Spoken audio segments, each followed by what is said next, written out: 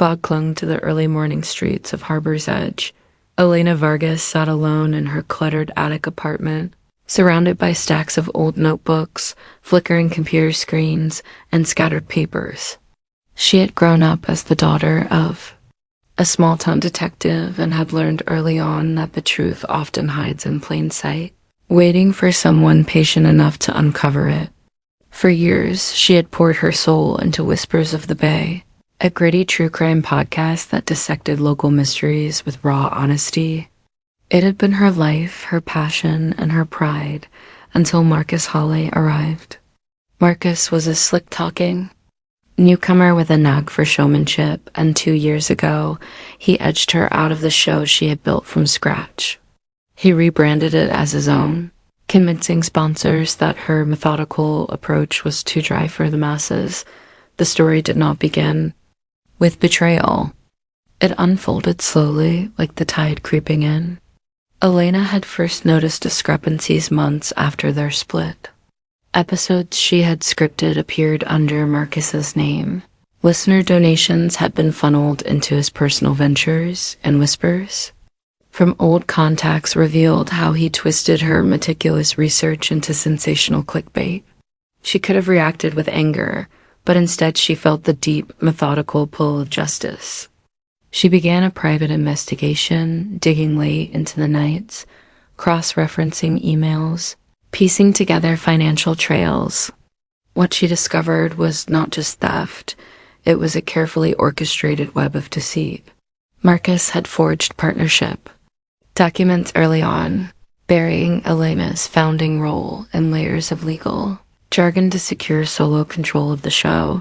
The town's community radio station buzzed with energy as Marcus hosted a live anniversary broadcast of his reimagined podcast.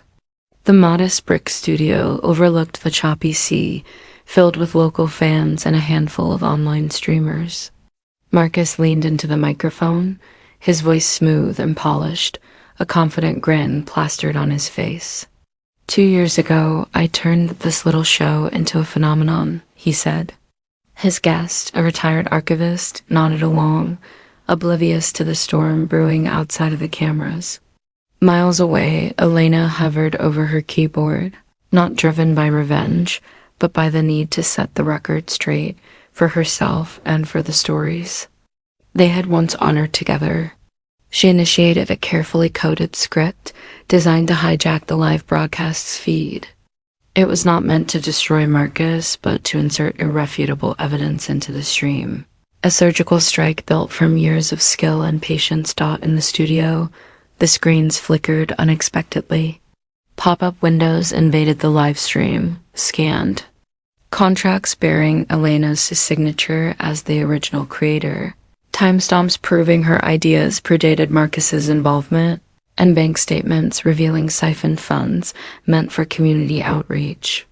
Marcus's confident grin faltered, and viewers flooded the chat, asking who Elena Vargas was and marveling at the revelation. The archivist's eyes widened as he muttered, "This looks like proprietary documentation. Is this part of the show?"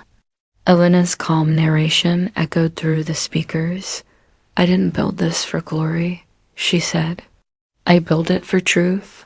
Marcus, you turned our shared vision into your solo stage. Now let the facts speak." Chaos ensued, though not in screams. Stunned silence filled the studio, broken only by murmurs. The station manager rushed in, halting the broadcast.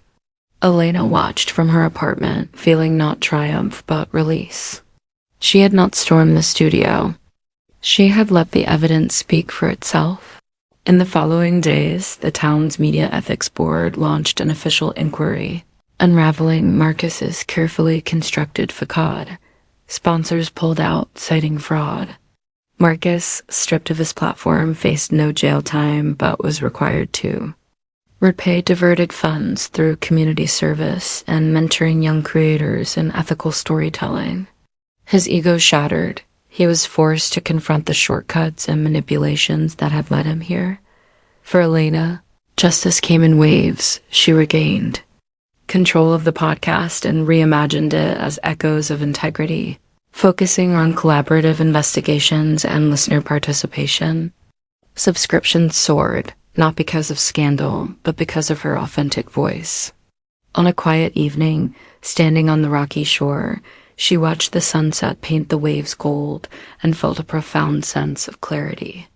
The truths she had unearthed did not just expose lies. It illuminated her path forward, stronger, unbound, and renewed. The whispers of the bay carried on, now with honesty and clarity for all to hear.